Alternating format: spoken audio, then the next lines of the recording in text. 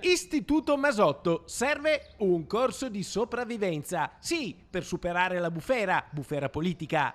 Ad accendere la miccia, un corso organizzato per le classi prime, con lo scopo di amalgamare il gruppo, di fare squadra. Qualcuno lo ha bollato corso paramilitare, ma oggi la scuola respinge con forza questa definizione. Mi è venuto da ridere, assolutamente, perché i nostri ragazzi non li porteremo mai ad attività di questo genere, non ha nulla di paramilitare. È un corso di team building, il cui obiettivo fondamentale era quello di far sperimentare agli studenti delle attività di tipo cooperativo per combattere il bullismo o forme di mancata collaborazione e cooperazione in classe. L'istituto, accusato di essersi trasformato in una scuola d'addestramento militare, insomma, ha fatto tutt'altro. I fondi europei per le azioni di prevenzione e contrasto alla dispersione scolastica sono stati investiti in un progetto che ha permesso agli studenti di fare un'esperienza che nulla ha a che fare con il mondo militare e delle armi.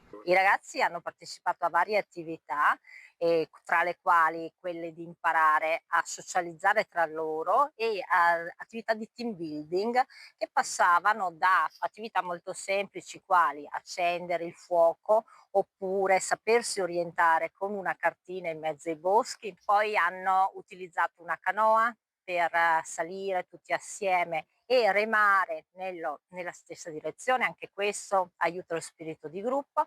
E poi la parte anche molto interessante e utile della la parte medica, il soccorso, cosa fare in caso di emergenza. Oggi la scuola spegne le polemiche e ricostruisce le intenzioni di un corso che non ha nulla a che fare con la violenza, ma che al contrario ha introdotto i temi della solidarietà, del fare squadra tra gli studenti. E anche il sindaco di Noventa difende l'Istituto Masotto che forma i futuri lavoratori, dirigenti e imprenditori del Vicentino. È un fattore importante la formazione dei nostri studenti perché saranno i futuri lavoratori, ma anche un input affinché questi magari un domani diventino i prossimi imprenditori, perché qui la crescita della scuola è vista anche come crescita del territorio e su questo il Comune di Noventa Vicentina e tutte le istituzioni sono particolarmente attente.